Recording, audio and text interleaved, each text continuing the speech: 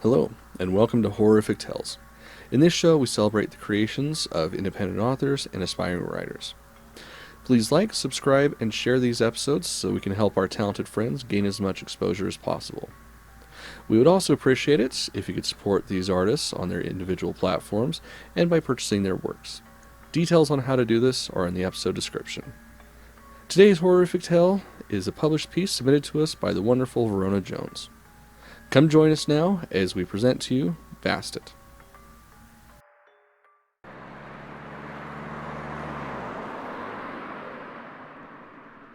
Arizona summers were the worst, Claudia thought as she struggled out of the driver's side of her older Nissan Sentra. The summers were dry and hot, but inside her car, Claudia stuck to the leather seats. When she chose leather in the first place, she hadn't been thinking about the summers, or she would have gotten cloth. Oh well, no help for it now. Claudia needed to get her ass in gear as the Tucson shelter was ready to close, and she wanted to adopt her new fur baby first. The idea to adopt a kitten was a surprise to Claudia, as she didn't think she was a pet person, let alone a cat person. But once the idea took root in her brain 2 weeks ago, she hadn't been able to get the idea out of her head. So, 5 minutes before close, she was here looking for a new baby. Did she know how to shop or what? Quickly, she walked through the shelter's entrance, so she was inside when they closed, giving her a few precious minutes to walk the cages looking for her perfect pet. Claudia had a vague idea of what she wanted. She was hoping to find a solid black female kitten that would be a companion through life's daily adventures. Claudia was tired of being alone. Granted, she did have a boyfriend, sort of. Bradley Benson popped in and out of her life, it seemed, when it was convenient for him. He was handsome, which Claudia suspected to use to his advantage. With his chocolate-colored hair and piercing jade green eyes, it was hard to resist giving him his way, especially when he smiled, that smile revealing his cute little dimples. Yes, Brad had dimples that were adorable when he smiled, and Claudia knew she was a pushover when it came to erecting boundaries, which was why getting this kitten was so important. She was defying his wishes. Brad had expressly told her, no pets. But he hardly came around anymore. He was always working or taking business trips, which left Claudia alone most of the time, so here she was defying Brad and getting a kitten. The kennels looked well maintained, the floors clean, as were the cages. Claudia slowly walked down the rows of cages filled with cats and kittens looking for a loving home, but she didn't see any that grabbed her attention. A young girl came into the room when Claudia was about to give up hope. Her name tag said her name was Sheila, and Sheila announced the kennel was being locked up for the night. If you want to come back tomorrow, we are open from 9 a.m. to 5 p.m., but we need to close up, ma'am, Claudia responded apologetically.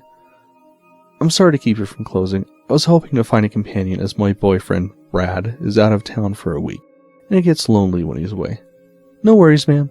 I understand. My dad is in the military, so he's gone a lot too, and I have Tinkerbell to keep me company. Trying not to laugh at the choice of names, Tinkerbell? Claudia summoned the image of a tiny, fluffy ball of fur that could fit a name like Tinkerbell. Sheila chuckled. Yeah, I know. Tinkerbell is a munchkin kitten, and they are very tiny, so she is like a little Tinkerbell. Oh, munchkins are adorable, and yes, they do fit the name. Claudia smiled. I apologize again for keeping you. I'll leave and come back tomorrow. She said those words while heading to the exit. But before she reached it, a tiny mew grabbed her attention, and she looked at the cage where the noise seemed to come from and froze. There she was, her kitten. Inside the pen, staring back at Claudia, was a gorgeous long-haired black kitten with gold eyes. What was intriguing was that the little darling wasn't solid black. On her chest was a white spot shaped like that of the Egyptian Ankh. Sheila, I know you're in a rush to leave, but can I please adopt this one? Pointing to the kitten staring at her. It was the fastest adoption ever. 30 minutes and $300 later, the precious baby was in the car with Claudia sleeping in the brand new carrier she had purchased. When she arrived home, she picked up the carrier and gingerly carried it inside, set it on the floor in the living room near the couch, opened the metal hinges, and waited. Hesitantly, the little girl poked her furry head out and looked around her with great interest. She ventured out more until she was entirely out of the cage, sniffing and investigating everything as she did. Conversationally, Claudia started talking to her. Well, little girl, now we have to come up with a name for you. The kitten cocked her head to the side like she also wanted to hear what her name was going to be. Thinking about the white spot that looked like an ankh, she thought Bastet, after the Egyptian goddess of cats. Speaking to the expectant kitten, she asked, What do you think about Bastet? Eerily, the kitten suddenly turned her head and locked her golden gaze on Claudia's startled hazel one. It was as if Bastet knew what Claudia was saying. That was impossible, right?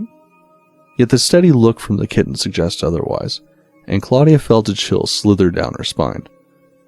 Then she shook the idea away. Bastet was just a healthy, normal kitten.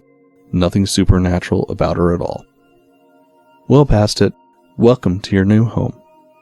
The days flew by as Claudia got to know and love Bastet's personality. She was curious and playful, filling Claudia's days with fun and laughter at the little one's antics.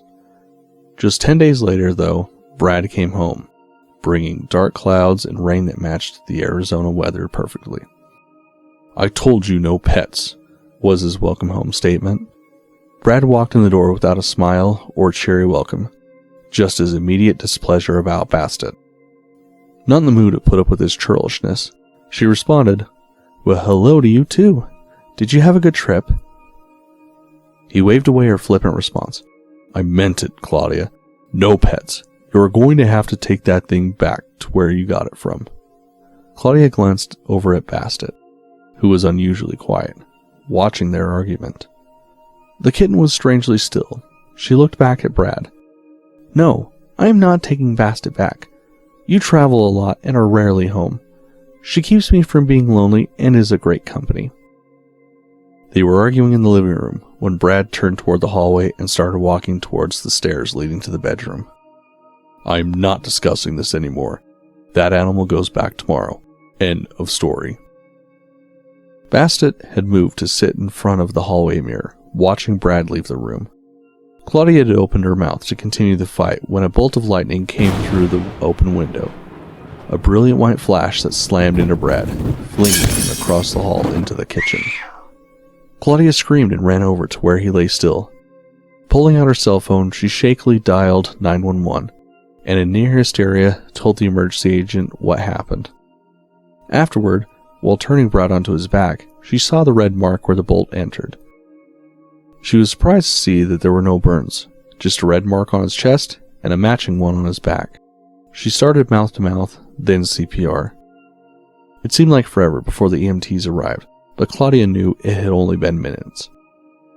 They gently pushed her away and continued the life-saving methods she had started, but they told her Brad was dead, and more than likely, he had died instantly when struck. Stunned and unable to move, Claudia sat on the floor frozen after the EMTs left, taking Brad's body.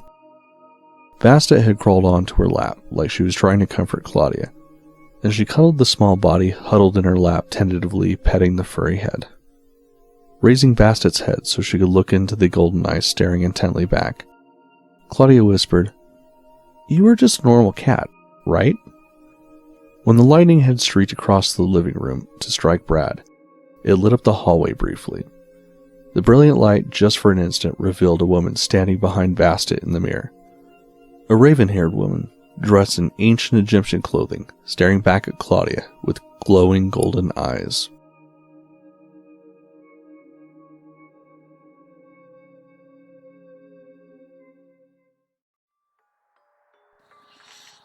Well, we hope that you enjoyed our latest horrific tale. If you want to keep up to date with future episodes, then subscribe to our YouTube channel and like our Facebook page. Please also take a moment to support our contributing artists who very kindly lend their talents to this show. Check out the links in the description as to how you can do this. Until next time, my friends, keep it creepy, keep it horrific.